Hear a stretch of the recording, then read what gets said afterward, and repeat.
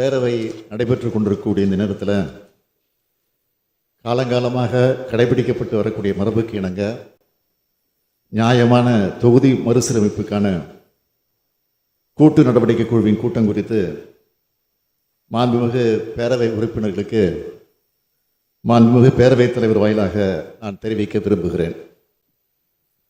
2026ஆம் ஆண்டில் மக்கள் தொகை கணக்கெடுப்பின் அடிப்படையில் மேற்கொள்ளப்படவிருக்கக்கூடிய தொகுதி மறுசீரமைப்பு நடவடிக்கை தமிழ்நாட்டின் ஜனநாயக உரிமை, அரசியல் பிரதிநிதித்துவ உரிமை ஆகியவை பாதிக்கப்படும் அபாயத்தையும் மக்கள் நல்வாழ்வு திட்டங்களை சிறப்பாக நடைமுறைப்படுத்தியதற்காக தமிழ்நாடு போன்ற மாநிலங்கள் தண்டிக்கப்படக்கூடாது என்பதையும் சுட்டிக்காட்டி முன்கூட்டியே எச்சரிக்கை மணி அடித்து இந்தியாவிலேயே முதலாக நம்முடைய தமிழ்நாடு சட்டமன்றத்தில் 14/2/2024 அன்று ஒருமனதாக தீர்மானத்தை நிறைவேற்றியிருக்கிறோம். அடுத்த கட்டமாக தமிழ்நாட்டில் இருக்கக்கூடிய அனைத்து கட்சிகளின் தலைவர்கள் கூட்டத்தை கடந்த 5/3/2025 அன்று கூட்டி இந்திய நாட்டின் கூட்டாட்சி அமைப்பிற்கும் தமிழ்நாடு மற்றும் தென்னிந்திய மாநிலங்களின் அரசியல் பிரதிநிதித்துவ உரிமைக்கும் மிக பெரும் அச்சுறுத்தல் ஏற்படுத்தக்கூடிய மக்கள் தொகை அடிப்படையிலான நாடாளுமன்ற தொகுதி மறுசீரமைப்பை கடுமையாக எதிர்த்தும் தற்போது இருக்கும் தொகுதி வரையறை 2026 மேலும் 30 ஆண்டுகளுக்கு நீடிக்கப்படும் வேண்டும் என்றும் பிரதமர் அவர்கள் நாடாளுமன்றத்தில் உறுதியளிக்கணும். அரசமைப்பு சட்டத்தில் அதற்குரிய சட்ட திருத்தம் நாடாளுமன்றத்தில் நிறைவேற்றப்படணும் எனவும் நாடாளுமன்றத்தில் தற்போதைய உறுப்பினர் எண்ணிக்கை உயர்த்தப்படும் பட்சத்தில் 1971ஆம் ஆண்டு மக்கள் தொகை அடிப்படையில் தற்போது நாடாளுமன்றத்தின் இரு அவைகளிலும் மாநிலங்களுக்கிடையே எந்த விகிதத்தில் தொகுதிகளின் எண்ணிக்கை இருக்கோ அதே விகிதத்தில் தமிழ்நாடு உள்ளிட்ட தென் மாநிலங்களின் தொகுதியின் எண்ணிக்கையை உயர்த்துவதற்கு தேவையான அரசியல் சட்டத்தை மேற்கொள்ள வேண்டும் என்றும் ஒன்றிய அரசை வலியுறுத்தியும் மக்கள் தொகை அடிப்படையிலான தொகுதி மறுசீரமைப்பில் தமிழ்நாட்டிற்கும் பாதிக்கப்படும் மாநிலங்களுக்கும் கிடைக்க வேண்டிய நியாயமான உரிமையை மக்களுக்கு தெளிவுபடுத்தி வெளிப்படுத்தி தீர்மானம் நிறைவேற்றப்பட்டது. நமது நியாயமான கோரிக்கைகளையும் அவை சார்ந்த போராட்டத்தை முன்னெடுத்துச் செல்லவும் ஒன்றிய அரசுக்கு மாநிலங்களுக்கு ஏற்படும் பாதிப்பு பற்றி விழிப்புணர்வு ஏற்படுத்திடவும் கூட்டு நடவடிக்கை குழு ஏற்படுத்தவும் தீர்மானம் நிறைவேற்றப்பட்டு அதற்கான முன்னெடுப்பில் மிக தீவிரமாக செயல்பட்டு 22/3/2025 அன்று அந்த கூட்டுக்குழுவின் முதல் கூட்டம் சென்னையில் நடைபெற்றது.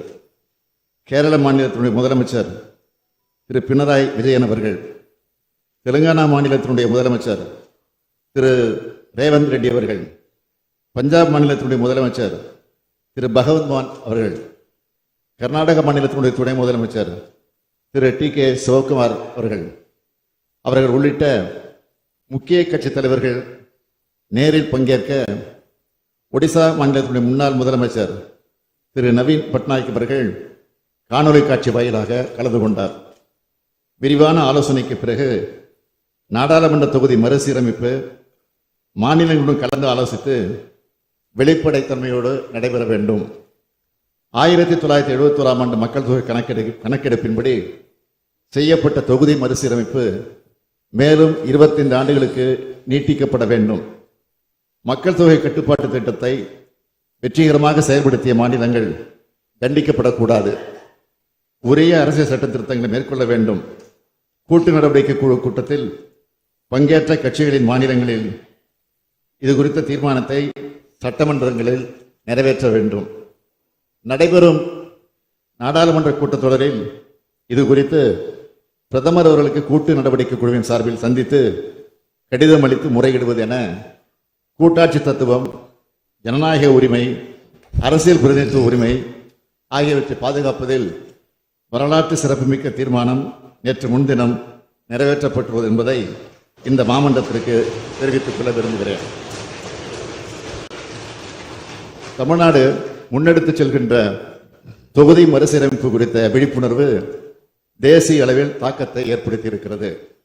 அதற்காக இந்த முன்னெடுப்பிற்கு துணைகின்ற தமிழ்நாட்டில் இருக்கக்கூடிய பிரதான எதிர்க்கட்சி அதிமுக உள்ளிட்ட அனைத்து கட்சிகளுக்கும் கூட்டு நடவடிக்கை குழுவில் பங்கேற்ற அனைத்து கட்சிகளுக்கும் தமிழ்நாடு மக்களின் சார்பில் இப்பேரவையின் வாயிலாக என்னுடைய இதயபூர்வமான நன்றியை தெரிவித்துக் கொள்கிறேன்.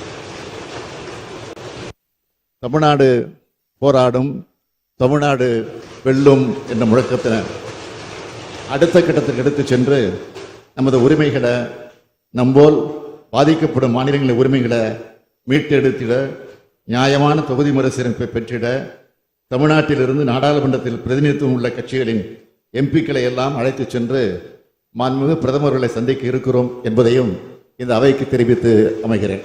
பாதகம் செய்பவரை கண்டால் நாம் பயம் கொள்ளலாகாது பாப்பா.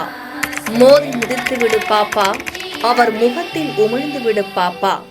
அண்மை செய்திகளை உடனுக்குடன் தெரிந்து கொள்ள இணைந்திருங்கள் எம் நாடு தொலைக்காட்சியுடன்.